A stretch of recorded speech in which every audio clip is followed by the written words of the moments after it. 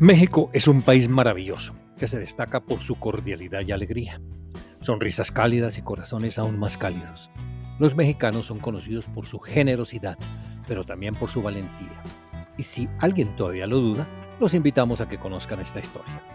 La población de Columbus, en el estado de Nuevo México, Estados Unidos, fue testigo de la única vez en la que un ejército latinoamericano atacó e invadió territorio estadounidense. El 9 de marzo de 1916, una fuerza mexicana de más de 500 hombres, al grito de ¡Viva México! Y bajo el mando del general revolucionario Francisco Villa, libró una batalla contra un destacamento de caballería del ejército de los Estados Unidos. Las tropas mexicanas resultaron victoriosas y lograron finalmente tomarse la ciudad.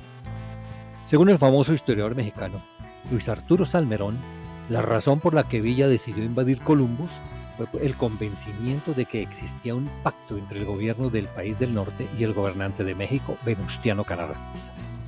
Para el legendario líder revolucionario, México podría perder su soberanía y quedar reducido a un protectorado estadounidense. Pero también existieron razones más tácticas y personales, pues Pancho Villa, meses antes, había perdido la batalla de Celaya contra fuerzas gubernamentales. El motivo de esta derrota se debió a que los estadounidenses habían interceptado e inutilizado un cargamento de cartuchos para fusil que habían comprado las tropas de Villa. Por tal razón, el general mexicano decidió pasar a la acción y atacar territorio de Estados Unidos.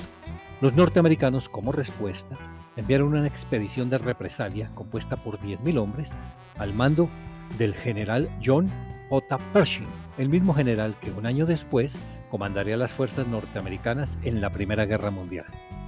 Su misión era capturar a Villa y llevarlo a Estados Unidos para ser juzgado. Asimismo, aniquilar completamente las unidades villistas. Dentro de las tropas norteamericanas, destacaban 2 jóvenes tenientes que con el paso de los años se harían muy famosos.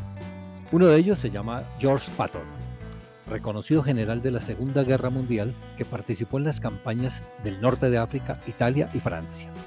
Y el otro, Dwight D. Eisenhower, comandante supremo de las tropas aliadas en Europa durante la Segunda Guerra Mundial y posteriormente presidente de los Estados Unidos en 2 ocasiones.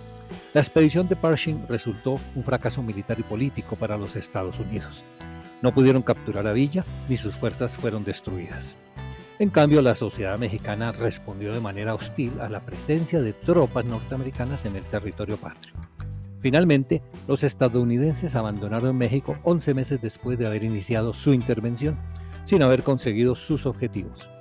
Lo cierto es que los acontecimientos al final no resultaron exitosos ni para los mexicanos ni para los norteamericanos, pero sin duda fomentaron el sentimiento nacionalista y hasta hubo quienes justificaron la acción de Pancho Villa, considerándola un acto de justicia frente a la invasión estadounidense de 1847. Para que se considere que un país ha sido invadido, no es necesario que el atacante se apodere de todo su territorio. Basta con que acceda a una porción del mismo. Por lo tanto, la acción de Villa fue una invasión en toda regla.